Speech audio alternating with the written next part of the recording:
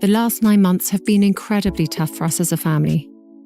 Life as you know it can change in an instant, and we've had to find a way to navigate the stormy waters and road unknown. No press, no announcement, no trace. Yet, inside those guarded palace walls, a royal child had just been born in secret. For months, the world had speculated about Catherine's absence from the spotlight. Public engagements were quietly cancelled, appearances postponed, and photo ops carefully avoided. At first, the silence was chalked up to her recovery from surgery and ongoing health concerns. But those closest to the palace had started to whisper. Something didn't quite add up. Behind closed doors, staff noticed subtle but telling signs. Her posture, her clothing choices, her movements all pointing to something more than a simple recovery. Still, no one dared to ask. Not because they didn't suspect, but because they knew better. This wasn't a cover-up. It was a deliberate wall, carefully constructed by two people who had grown weary of the royal machine. There were no leaking aides, no tabloids piecing together clues. This time, Catherine and William had made a choice not just to keep a secret, but to protect something sacred. There would be no rehearsed photo outside the Lindo wing, no polished royal birth bulletin posted on the palace gates. This wasn't a statement to the press, it was a statement to the institution itself. The pregnancy, confirmed only in hushed tones to a few trusted confidants, progressed quietly. When the moment came, Catherine didn't rush to a camera-lined hospital entrance. Instead, she was escorted to a private wing at St. Mary's Hospital under a veil of secrecy, tighter than anything the firm had managed in decades. The birth was intimate, no fanfare, no photographers, and no formal announcement. Just her, William, and a hand-picked medical team sworn to confidentiality. The baby arrived safely, healthy and strong, into a world completely unaware of their existence. There were no gender reveals, no public betting pools, no name speculation. Not even the Queen's former press officers had a clue. It was as if the birth had been erased before it even happened. But it wasn't erased. It was protected. This was Catherine's quiet rebellion, not against motherhood or duty, but against the belief that every moment of her life belonged to the public. Her decision wasn't made on impulse. It was the culmination of years spent under a magnifying glass, where every glance became gossip and every absence invited assumption. Catherine had given everything, her privacy, her health, her emotional labor to the crown. But this child, this experience, she claimed for herself. And in doing so, she broke a tradition more powerful than protocol, the tradition of royal exposure. It wasn't about hiding, it was about healing. For a woman who had spent over a decade learning how to smile through pressure, this birth was her moment of silence. Her declaration that some parts of her life were not for performance, not for cameras, not for the history books, but it wasn't the secret birth that broke royal tradition. It was what Catherine whispered in its aftermath that shook the palace to its core. With a newborn in her arms and no cameras in sight, Catherine said just 4 words, and they echoed louder than any royal address. No press briefing, no carefully written speech, no curated photo release could have matched the weight of what she whispered to Prince William in that private moment. "I can't stand alone." It wasn't just a cry for help, it was a rupture in the palace walls. In that fleeting breath, Catherine, the poised Princess of Wales, stripped away the armor she'd worn for over a decade. Her voice cracked not from weakness, but from exhaustion built up through years of smiling through pain, attending ceremonies in the midst of chaos, and parenting under the glare of a world that demanded perfection. And this time, it was different. This wasn't a photo op baby moment to satisfy the press. This was raw, unfiltered, humans. At first, the words were never meant to leave that room. But royal secrets rarely stay secrets, especially ones this seismic. Within days, a royal aide, whether out of concern or betrayal, leaked the confession to a tabloid source. The phrase surfaced online in a quiet headline that would soon become a national reckoning. "I can't stand alone," the headline read. But this wasn't gossip, it was gospel. Suddenly, every screen in Britain flashed her words. News anchors repeated them. Columnists dissected them. Talk shows spun theories. And in an era of outrage, something strange happened. There was no backlash, no criticism, no calls for apology. Instead, the nation froze, because they recognized the voice-no of a duchess or a princess but of a mother at her breaking point. Across the internet, mothers began sharing their own confessions. Posts poured in from parents who had felt the same isolation, the same weight, the same burning need to say it aloud. They didn't care about crowns or castles, they cared that someone, finally, had said the words they had carried in silence for years. Catherine had become the unexpected voice of the voiceless, not because she planned it, but because she lived it.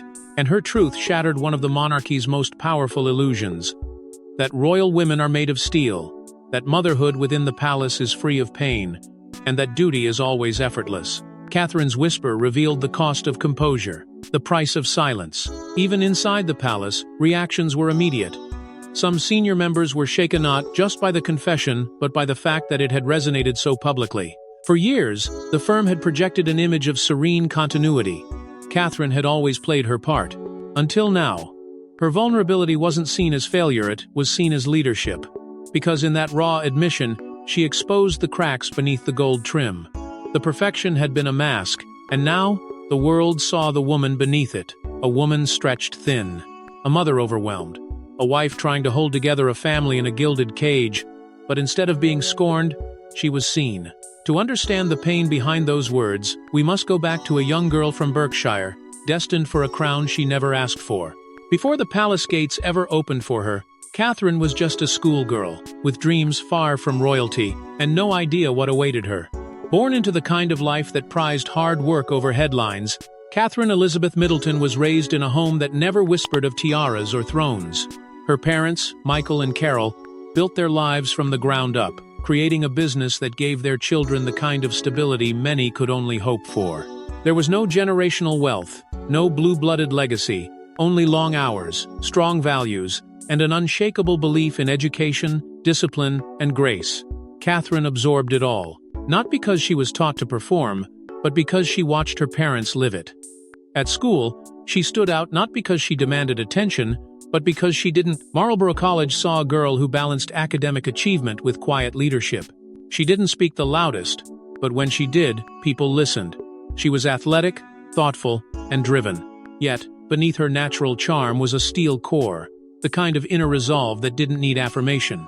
It was there, in those early years, that the foundation for something bigger was quietly being laid. Not for fame, not for royalty, but for the kind of resilience few would ever expect she'd need. Then came St. Andrews, the ancient Scottish university, perched on the edge of the sea, and the place where her story would take a dramatic turn. Catherine had chosen to study art history, a decision that seemed ordinary at the time. But nothing about what would come next was ordinary. That's where she met him. William, the boy, born into cameras, protocol, and a kingdom that was already waiting for him. At first, they were just two students. Two faces in a crowd of bright minds. But something about Catherine made her different. She didn't chase him. She didn't flinch under the weight of his lineage. In fact, when William struggled with the pressure and thought of leaving university, it was Catherine who urged him to stay. Not as a girlfriend. Not even as a partner. But as a friend who saw the man, not the monarch. Their connection grew quietly, away from flashing bulbs and gossip columns. Catherine didn't demand attention, and that's what made her unforgettable. Their love unfolded in whispers, not headlines.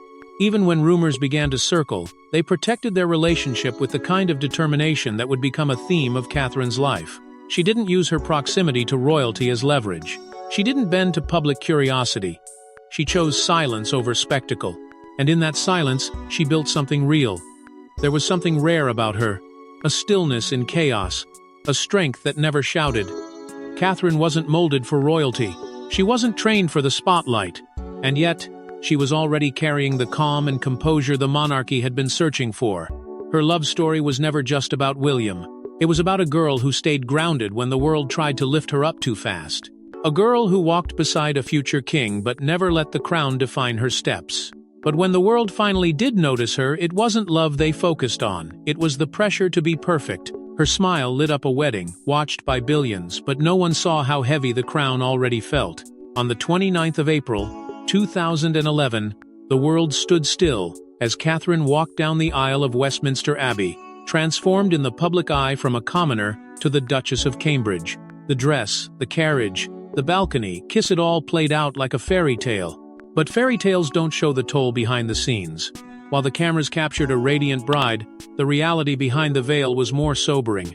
This wasn't just the beginning of a marriage. It was the start of an unrelenting test. one where love and loyalty would constantly collide with protocol and public judgment.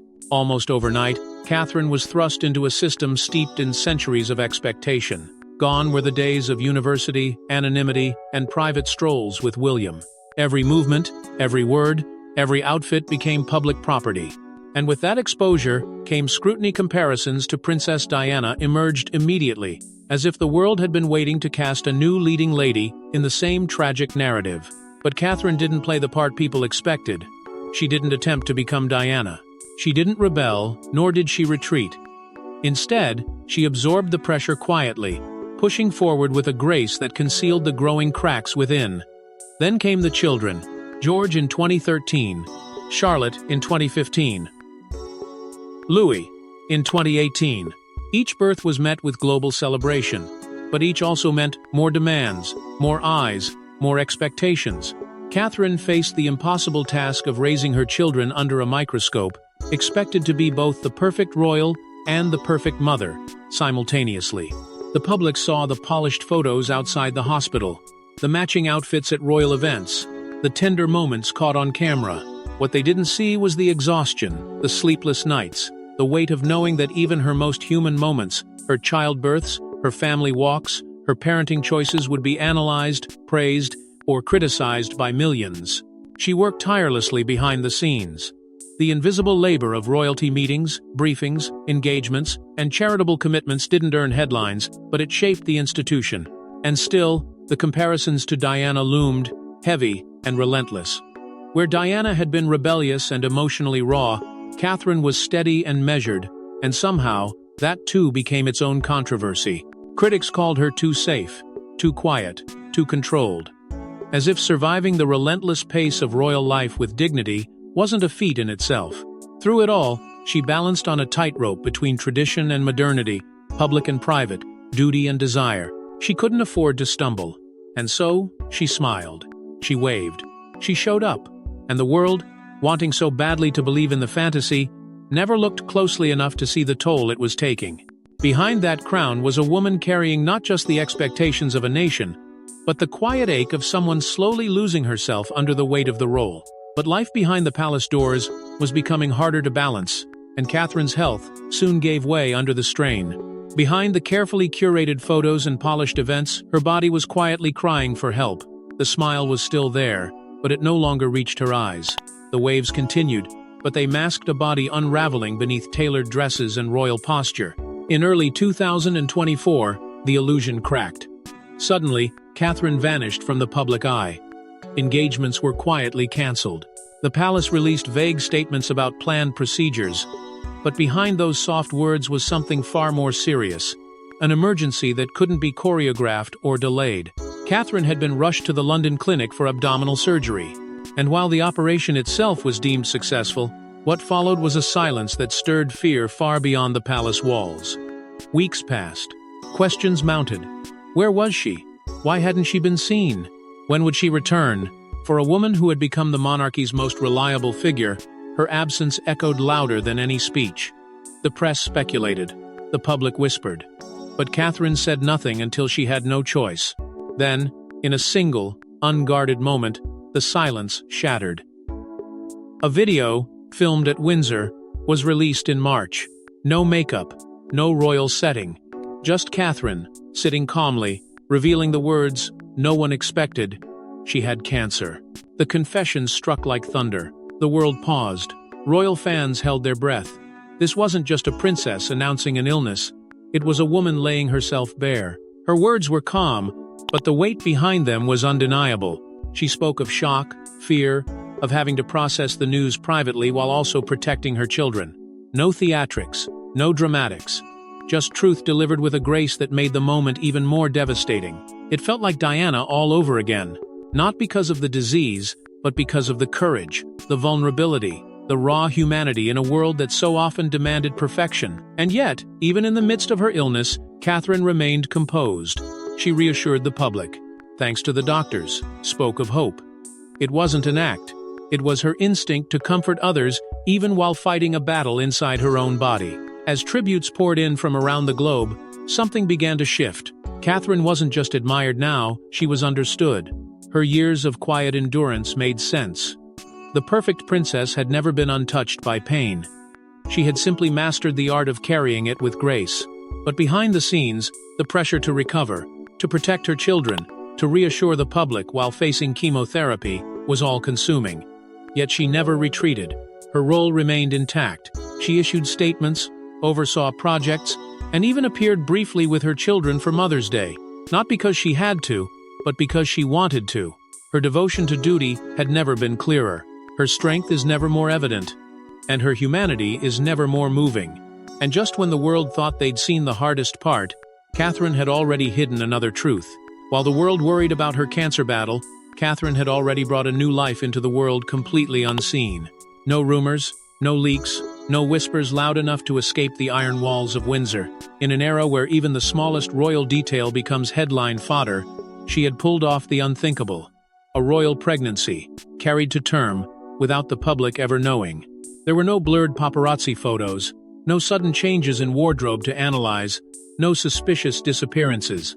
Every detail had been deliberately hidden, not out of fear, but out of love. This child wasn't being introduced to the world. This child was being protected from it. The decision was not spontaneous. It was planned, calculated, and executed with surgical precision. From the earliest stages, Catherine and William made it clear there would be no press, no official announcement, no carriage rides or waving from hospital steps. Not this time. Even senior members of the royal family were kept in the dark until it was absolutely necessary. This birth didn't follow the rulebook, it tore it up entirely.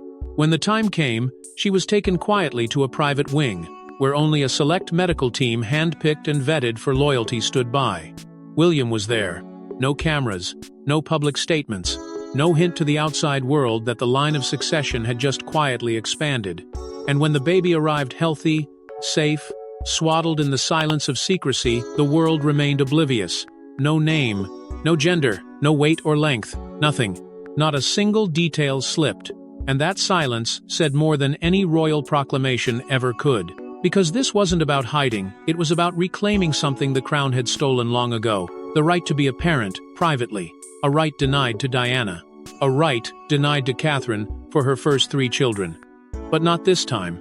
This child would not become a headline. This child would not be paraded, packaged, or politicized. This child would simply be theirs. William took the lead in enforcing the secrecy. He remembered what the cameras had done to his mother. He had watched privacy rot beneath the flash of bulbs and the hunger of tabloids. He wasn't going to let history repeat itself. Not again. Not with this child. For him and for Catherine, the choice was more than emotional. It was symbolic. A declaration that love came before legacy. That some parts of their lives, no matter how royal, would remain sacred. But what made this birth truly monumental wasn't the logistics, it was what it represented. It wasn't just a baby. It was Catherine's quiet rebellion. Her decision to say no to tradition, to pressure, to public ownership of her body. After years of giving everything to the institution, this moment was hers and hers alone. The secrecy wasn't fear, it was power. And in that silence, Catherine reclaimed a piece of herself the palace had long claimed as theirs. But this birth did more than create life. It uncovered a fracture in the woman the world thought was unshakable. It wasn't just a personal moment, it was a battle cry, and the palace had no choice but to listen. When Catherine's whispered confession, "I can't stand alone," escaped the walls of Windsor, it did more than dominate headlines. It ignited a reckoning. Her vulnerability, once thought to be a rare moment of human weakness, became something far more powerful, a symbol of defiance. Not against duty, but against the suffocating silence that had ruled the monarchy for generations. For decades, royals were expected to smile through pain, to never complain, never explain. But Catherine shattered that unspoken code with just 4 words. And in doing so, she forced the institution to confront something it had long buried: the toll of tradition on the people behind the titles. The palace could no longer remain silent. The leak was real, the public response overwhelming, and the question unavoidable. How much could one woman carry before she broke? Behind closed doors, crisis meetings began. Senior aides scrambled. Communications officers were briefed. But this wasn't about damage control. This was about survival. The monarchy had always relied on the image of stoicism. But Catherine's quiet cry had changed the rules. She wasn't being seen as weak, she was being seen as brave. And more dangerously for the firm, she was being seen as real. Inside the royal family, uncomfortable conversations began. For the first time, mental health wasn't being framed as a campaign topic or a polished speech. It was being discussed as a real issue within the palace itself. The very structure of royal life, its isolating protocols, relentless pace, and emotional suppression came under scrutiny. Catherine's moment exposed what many insiders had long known but never dared to say aloud, that the crown could crush its own. And yet, amid the storm, she did not falter. Catherine remained steady, dignified, and unwavering. She never issued a statement. She didn't need to. Her silence now spoke louder than any press release. In the public eye, she became a beacon of emotional honesty, the woman who had given everything, only to finally ask for something in return: support, compassion, understanding. She didn't break protocol. She broke the myth of invincibility, and the people loved her for it. William's response was just as telling. He did not retreat. He stood beside her, not just as a husband, but as a future king unafraid to protect his partner from the very system he was destined to lead. He backed her decision to pull back. He supported her refusal to parade their fourth child. And most importantly, he began initiating private discussions about the future of the monarchy itself, one that might finally decentralize its responsibilities and distribute its crushing weight. Outside the gates, the public rallied behind Catherine. Support flooded in from every corner of the Commonwealth. Editorials questioned the palace's archaic expectations. Experts called for modernization. The silence that had once protected the crown now seemed like its greatest liability. And Catherine, once a symbol of quiet obedience, had become the voice calling for change. And as the monarchy looked to evolve, it became clear. This wasn't just a ripple, it was a legacy being rewritten. With one private birth and one raw confession, Catherine didn't just mother a child, she mothered a new royal era. What began as a whisper behind palace doors had grown into a movement. No grand declaration was made, no press conference held, yet everything was changing. Slowly, deliberately, William and Catherine were dismantling the age-old scaffolding of royal life, not with rebellion, but with intention. They weren't rejecting the monarchy, they were redefining it. At the center of their vision was something no crown could dictate: family. Not the ceremonial kind shown on balconies, but the real kind, messy, quiet, deeply human. For the first time in modern royal history, duty began to bend to emotion. Catherine and William put their roles on pause, not for public optics, but for personal preservation. The fourth child was being raised differently, quietly, privately, without expectation, without exposure, no staged christenings, no public title debates, no tabloid speculation about a future royal path. This child would not be shaped by duty. This child would be shaped by love. And in that decision, Catherine sent a message louder than any royal address. Her family would not be sacrificed to sustain an outdated system. But the shift wasn't confined to the nursery. Inside the palace, the couple began suggesting new ways to share the burden. Princesses Beatrice and Eugenie, long seen as secondary, were quietly being considered for more visible roles. It wasn't about status. It was about survival. If the crown was to continue, it couldn't sit solely on a few shoulders. It had to be spread across hands that were willing, not just born into it. This idea, once radical, was gaining quiet momentum, a sign that the royal machine was beginning to soften. Not everyone welcomed the change. Camilla, long a symbol of perseverance and loyalty to the firm, found herself pushed to the edges. Her presence became quieter, her responsibilities fewer. It wasn't hostility, it was evolution. The monarchy was pivoting toward transparency, relatability, and modern identity. And that meant stepping away from rigid hierarchy and the ghosts of scandal. The younger generation wasn't trying to erase the past, they were trying to learn from it. Authenticity became the new currency. No more staged perfection, no more scripted emotion. Catherine and William chose substance over spectacle. Community visits replaced banquets. Meaningful causes replaced ceremonial tradition. And the people noticed. Approval surged not because they were perfect, but because they were real. In an age of disillusionment, their vulnerability felt like truth. The new model was simple: a monarchy that serves, not performs. A family that leads with heart, not heritage. And it was Catherine, the once commoner, the once quiet duchess who had become its architect. She hadn't taken the throne. She had taken control, not of power, but of purpose, and she had done it without ever raising her voice. But what if all of this every moment had already been quietly planned by a monarch who saw it all coming? Long before the headlines, Queen Elizabeth had already chosen her silent successor, and it wasn't Camilla. While the world debated tradition, tabloid scandals, and modern monarchy reforms, the late queen had been playing a longer, quieter game. Behind palace gates, she had begun grooming someone not just for a crown, but for the future. And that someone was Catherine. Not through formal decrees or public favor, but through trust, attention, and an unspoken understanding passed between two women who carried the burden of the crown in different eras. Catherine wasn't just admired by the queen, she was mentored.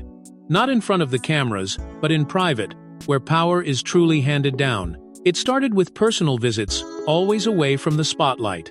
Small, deliberate meetings at Windsor, walk through private gardens, conversations over tea that were never recorded in the court circular. The Queen, known for her distance, allowed Catherine closer than most ever realized. She sent handwritten notes, not protocol, not orders, but advice. Thoughtful words on navigating motherhood inside the firm, on protecting oneself without betraying the institution, and on balancing compassion with duty.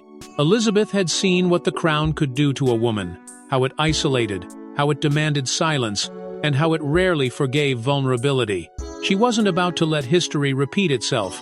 Anne's quiet remark in a closed-door briefing confirmed what many had only speculated. The Queen, long before her passing, had mapped out a vision.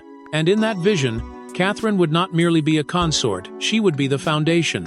Not with pomp, but with presence. Not with lineage, but with love. Unlike Camilla, whose rise had been hard-earned but contentious, Catherine's path was shaped by patience, humility, and an instinctive connection to the people.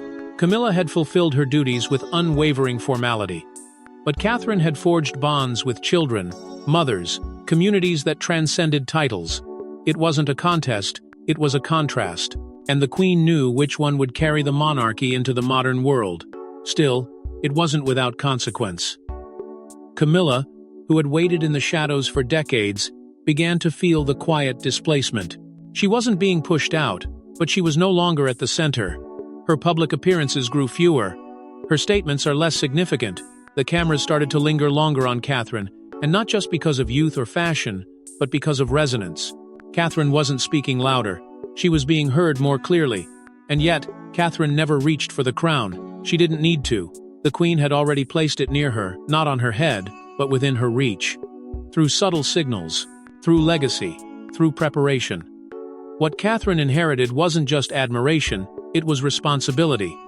To take a monarchy steeped in rigid history and lead it with heart. To protect not just the lineage, but the humanity behind it. The Queen didn't train her to perform, she trained her to endure, to evolve. One woman, 4 children, a private birth, a whispered confession, and now a crown waiting quietly in the shadows. Tell us, is Catherine already leading the monarchy into its next chapter? Thanks for watching. Don't forget to like and subscribe, and we will see you in the next one.